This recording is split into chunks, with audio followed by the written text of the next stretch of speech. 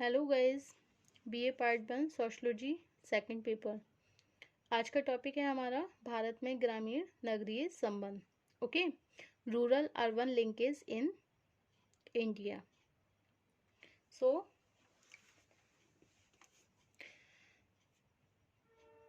भारत में ग्रामीण नगरीय संबंध, rural urban linkage in India.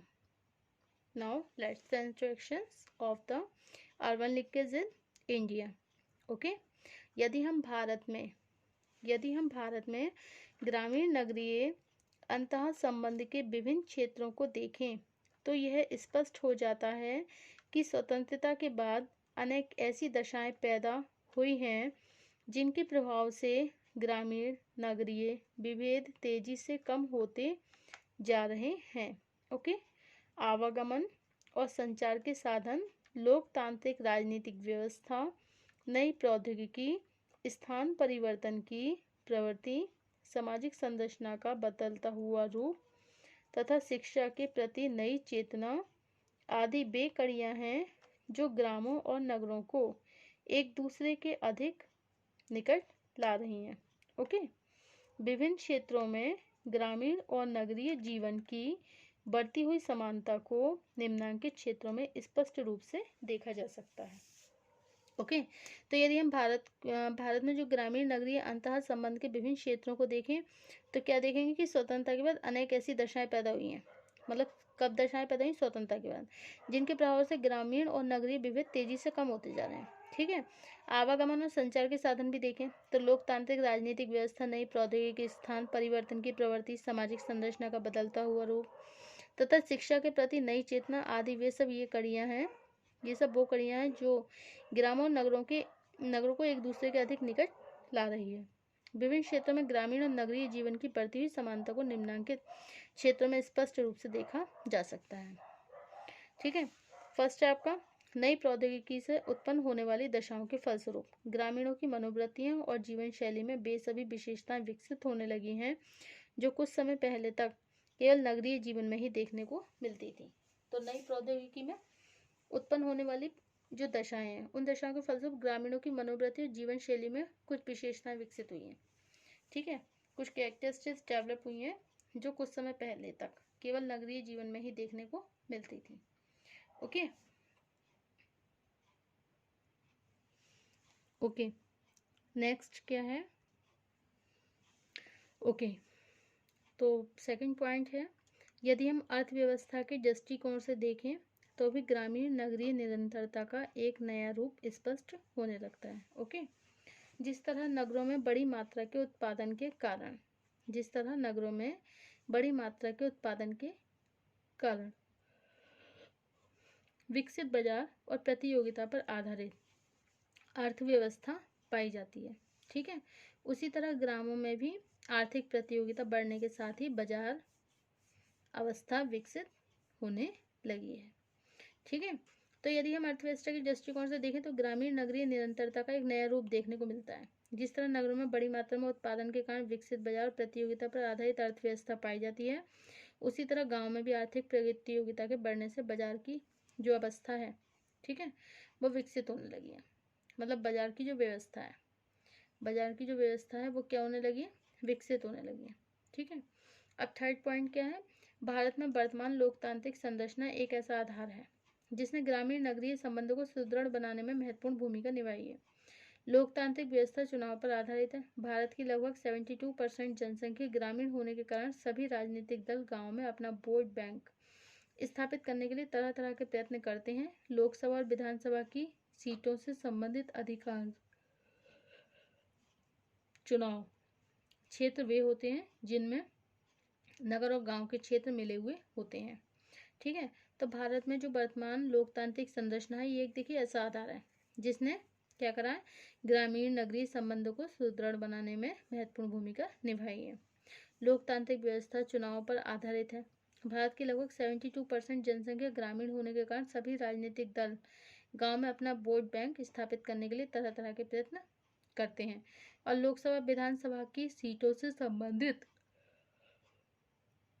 अधिकांश चुनाव क्षेत्र वो होते हैं जिनमें नगर और गांव के क्षेत्र मिले हुए होते हैं। ओके, अब नेक्स्ट पॉइंट है जनसंख्या की भिन्नता के आधार पर भी ग्रामीण नगरीय अंतः संबंध सुदृढ़ हुए हैं। कुछ समय पहले तक नगर को एक विभिन्नता युक्त समुदाय अथवा गांव को एक सजातीय समुदाय कहा जाता था। आज भी अधिकांश ग्रामों में विभिन्न धर्मों, जातियों और आर्थिक वर्गों के लोगों जो हैं साथ साथ रहते हैं। ठीक है, तो जनसंख्या की भिन्नता के आधार पर देखें तो ग्रामीण नगरीय अंतः संबंध सुदृढ़ हुए हैं। कुछ समय पहले तक नगर को एक भिन्नता युक्त समुदाय, गांव को एक सजातीय समुदाय कहा जाता था। आज अधिकांश ग्रामों में विभिन्न धर्म, जाति और अधिक जो मतलब वर्गों के लोग हैं वो कैसे रहते हैं, साथ साथ में रहते हैं। ठीक है, इज इट क्लियर। अब नेक्स्ट क्या है, नेक्स्ट पॉइंट है आपका प्रशासनिक आधार पर। देखिए प्रशासनिक आधार पर भी देखें तो गांव और नगरों के बीच की जो दूरी है निरंतर कम होती जा रही है। गांव में जैसे जैसे एक भिन्नता युक्त संस्कृति का विकास हुआ है तथा राजनीतिक संरचना के कारण तरह तरह के तनावों में वृद्धि हुई है। ठीक है, प्रशासनिक आधार पर गांव और नगरों के बीच क्या है, अब दूरियां कम हुई हैं। ठीक है, और गांव में जैसे जैसे भिन्नता युक्त संस्कृति का विकास हुआ तथा नई राजनीतिक संरचना के कारण तरह तरह के तनावों में भी वृद्धि। ओके, तो प्रशासनिक आधार पर गांव और नगरों के बीच की दूरी क्या हुई है, निरंतर कम हुई है। ठीक है, गांव में जैसे जैसे एक भिन्नता युक्त संस्कृति का विकास हुआ तथा नई राजनीतिक संरचना के कारण तरह तरह के तनावों में वृद्धि हुई है। गांव के लोगों को नगरों में स्थित न्यायालय और प्रशासनिक अधिकारियों के कार्यालयों में जाना पड़ता है। जिला ग्रामीण विकास DRDA से संबंधित कार्यक्रम का लाभ उठाने के लिए ग्रामीणों का नगर के अधिकारियों से संबंध बढ़ा हुआ है, मतलब बड़ा है। गांव में स्थित प्राथमिक चिकित्सा केंद्र, स्कूल के अध्यापक, अनेक दूसरे सरकारी विभागों के कर्मचारी भी नगरों से ही संबंधित होते हैं और इनकी जीवन शैली का ग्रामीण समुदाय पर प्रभाव पड़ना बहुत ही स्वाभाविक है।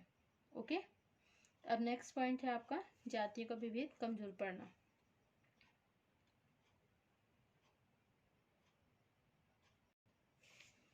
अब नेक्स्ट क्या आएगा, स्थित न्यायालय और प्रशासनिक अधिकारियों के कार्यालयों में भी जाना पड़ता था।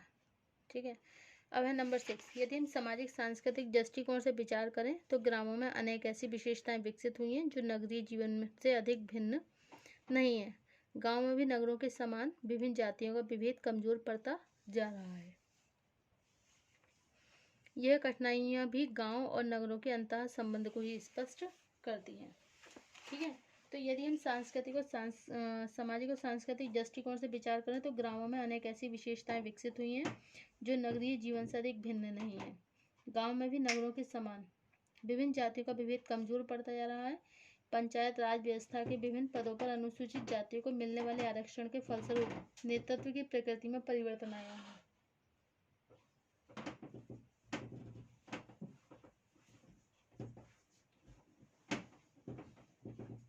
नेतृत्व की प्रकृति में परिवर्तन आया है।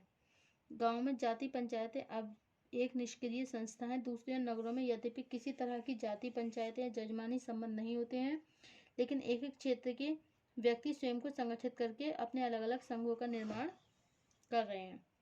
ओके, डॉक्टर दुबे ने लिखा है कि नगरों में विभिन्न ग्रामीण क्षेत्रों के व्यक्तियों द्वारा कुछ विशेष क्षेत्रीय त्योहारों को मनाने की प्रवृत्ति बढ़ गई है। नगरों को औपचारिक या द्वितीयक संबंधों का केंद्र माना जाता है, लेकिन ग्रामों में नगर में आकर बस रहे लोग नियमित रूप से अपनी आय का एक हिस्सा गांव में स्थित अपने परिवार के लिए भेजते हैं तथा परिवार और क्या होता है तथा विवाह और दूसरे प्रमुख संस्कारों के अवसर में जाकर अवसर पर गांव में जाकर उनसे सहभाग करते हैं, उनमें क्या करते हैं, सहभाग करते हैं। डॉक्टर दुबे ने आगे लिखा है कि नगरीय जीवन एक वर्तमान पहलू यह है कि यहाँ क्षेत्रीय आधार पर अनेक जाति संगठन फिर से विकसित होने लगे हैं। यह संगठन चाहे अधिक स्थायी प्रकृति के न हो, लेकिन इनका कार्य अपनी जाति से संबंधित लोगों के जीवन में सुधार लाना है। विवाह की प्रक्रिया का संक्षिप्तीकरण तथा मृत्यु के उपरांत होने वाले अवांछनित कर्मकांडों की समाप्ति के लिए प्रयत्न करना इसका उदाहरण है। अनेक संगठन अपनी पत्रिकाएं प्रकाशित करते हैं तथा अपनी जाति के प्रत्याशी को वोट देने का प्रोत्साहन देकर अपनी राजनीतिक स्थिति को सुदृढ़ बनाने का भी प्रयत्न करते हैं। ओके, हम चाहे नगर में हो या गांव में साधारणतया किसी भी आयोजन में सहभाग करने वाले लोग एक दूसरे की जाति को महत्व नहीं देते हैं। अपनी मनोरंजन संबंधी आवश्यकताओं को पूरा करने के लिए भी गांव का एक विशेष वर्ग नगरों से पूरा करने के लिए भी गांव के एक विशेष वर्ग का नगरों से संबंध बड़ा है। ओके, इस संपूर्ण विवेचन से स्पष्ट होता है, ये जो पूरे संपूर्ण विवेचन है इससे स्पष्ट होता है कि गांव और नगर के बीच अंतःक्रिया अधिक महत्वपूर्ण हुई है। इसी के प्रभाव से नगर और गांव दोनों की जीवन शैली संस्कृति में नए प्रतिमान विकसित होने लगे हैं। ठीक है, दूसरे शब्दों में कह सकते हैं आज ग्रामीण और नगरीय संस्कृति के बीच निरंतरता विकसित हो गई है। ठीक है, मैकाइवर तथा पेज।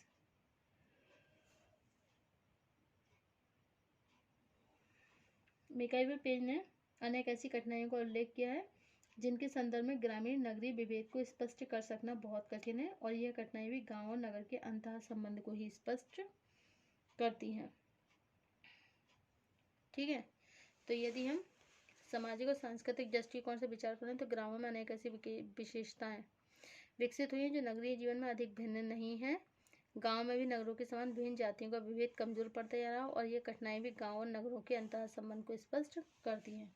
जैसे कि फर्स्ट है, नगर और गांव में केवल मात्रा का अंतर है, urban and rural matter of degree. ठीक है, नेक्स्ट क्या है, नगरों में विभिन्न प्रकार का पर्यावरण, the manifold environment within the city. और थर्ड क्या है, नगर तथा गांव का परिवर्तनशील स्वभाव, the changing character of city and village. ठीक है, फर्स्ट क्या हो गया, फर्स्ट क्या है आपका, urban and rural matter of degree. ठीक है, urban and rural matter of degree. Second, the manifold environment within the city. Third, the changing character city and village. ठीक है, तो नगर और गांव में केवल मात्रा का अंतर, नगरों में विभिन्न प्रकार का पर्यावरण, और नगर तथा गांव का परिवर्तनशील प्रभाव। उपयुक्त विवेचन से स्पष्ट होता है आज नगर और गांव के विभेद उतने स्पष्ट नहीं जितना कि इन दोनों समुदाय के सांस्कृतिक तत्वों में मिश्रण की प्रक्रिया स्पष्ट है। सच तो यह है कि नगर और गांव केवल एक प्रतिमान के रूप में एक दूसरे से भिन्न है, लेकिन आज के परिवर्तनशील जीवन में नगर और गांव का सही विश्लेषण पारस्परिक आदान प्रदान एवं अंतः संबंध के आधार पर ही किया जा सकता है। Okay, thank you. Next topic होगा हमारा टुमारो, वीकर सेक्शन। ओके।